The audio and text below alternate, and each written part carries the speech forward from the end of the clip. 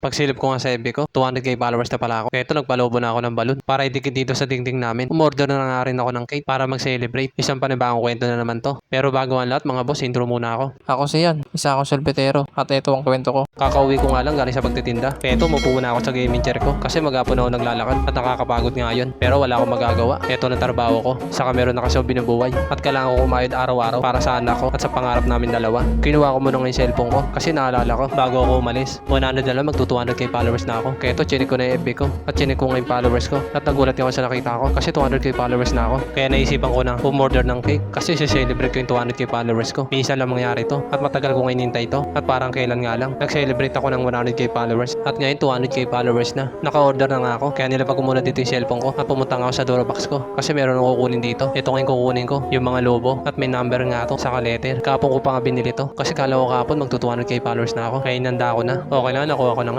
What's up mga pusay na nga no? Kakauwi ko lang, galing na pagkatinda. Nilawag nga ako 200k na. 200k followers na tayo mga boss. Grabe. Tagal ko ninda ito. Kaya magse-celebrate tayo ngayon. Yan. Naganda na ako ng balon. Kahapon ko pa binili ito kasi kala ko kahapon mag-ano na kaso hindi pa pala. Kaya ngayon, papalubuhin ko na ito. Lalagay ko na. I-celebrate pa muna ang 200k followers. Okay na, nakuha ko na itong mga lobo ko at isa-isa ko na ito papalubuin. Dati ko nga lang ito nakikita sa mga content creator at ngayon ginagawa ko na. Dapat talaga pag nangarap ka, hindi lang puro pangarap. Dapat kinikulusan mo rin. Kasi kung di mo kikulusan yung mga pangarap mo, walang mangyayari. Kaya sa mga katulad ko nangangarap, tuloy nyo lang yung pangarap nyo at samahan nyo ng kilos sa diskarte. Kasi hanggat na ginagawa ka, may mangyayari. Mabagal man ang pag-abante, ang mahalaga meron nangyayari. Ganun naman talaga yung pangarap. Hindi mo yung makukuha ng mabilisan. Kailangan mo paghirapan. Saka masarap kasi sa pakiramdam kapag pinaghihirapan mo yung pangarap mo. Kagaya nyo lang din ako, nangarap na magkaroon ng ganito. Kaya mga boss, tuloy lang sa pangarap. Oo, libre mangarap, pero dapat meron ka rin gawin para matupad to. Kasi kung wala kang gagawin at mangangarap ka lang talaga, hanggang pangarap na lang talaga yun. At bago ako nakarating dito, marami akong pagsubok na pinagdaanan at lahat yun nilagpasan ko. Kahit na mahirap, kasi alam ko dito ako sasaya. Kaya tinuloy-tuloy ko lang hanggang maabot ko to. Malayo na, pero malayo pa rin. Happy 200k followers pala sa akin. Salamat sa inyo mga boss. Natapos ko na ang palubuhin lahat. Kaya ito ididikit ko na sa dingding namin. At habang isa-isa ko nga dinidikit, hindi nga ako makapaniwala. Naabot ako ng 200k followers kasi kala ko dati matatagalan pa bago maranasan to, pero bait talaga ni Lord kasi binigay niya agad to sa akin. At syempre sa mga followers ko, maraming salamat talaga sa inyo. So, mga pusay na nga no, natapos ko na nga ngayon oh. 200k. Order ako ng cake eh. Hindi pa dumarating. May anong celebrate. Sabay-sabay tayo. Happy 200k followers. Malayo na pero malayo pa rin.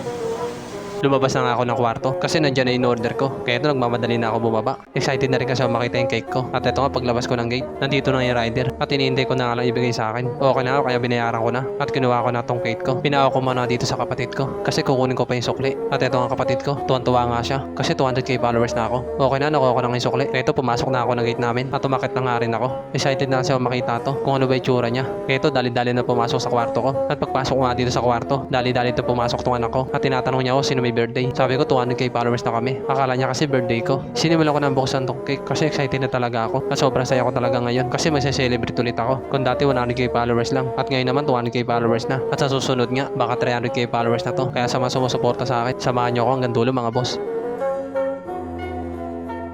Happy 200k followers. Isang panibagong kwento na naman to. Meron. Shoutout. Nag-aabang sa cake. Lumabas na nga ako ng kwarto para dalhin na tong cake sa kusina kasi ate-atina namin nandito na ako sa kusina kaya nilapag ko na dito yung cake ko at ito ang pamangkin ko. Excited na naman nga kumain ng cake para kailan lang birthday niya. Sinimulan ko na natin tong cake na to at tinati ko nga sa 10 kasi marami kami dito at maliit nga lang tong in-order ko. Ito lang kasi kinain ng budget ko pero okay na yon. At least na-celebrate ko yung 200k followers ko. Kumuha na nga ako at pati nga anak ko kinuhaan ko na. Okay na, nakakuha na nga ako kaya bumalik na ako sa kwarto ko. Ayun. Okay na. Tapos na. Sakto ito. Yun, mga boss. Happy 200k followers sa ating mga boss. Sana hindi kayo magsawa. Yan, bumaksak ko siya. At sana marami pa sumuporta. Yun, dadaan tayo sa 300k, 400k, 500k, 600k, 700k, 800k, 900k, hanggang mag 1 million. Ayun, sana samahan nyo mag 1 million mga boss. Libre na ng mga harap. Siyempre, hanggang may ginagawa tayo, matutupad yan. Kaya paano mga boss, hanggang dito na. Salamat sa inyo, peace.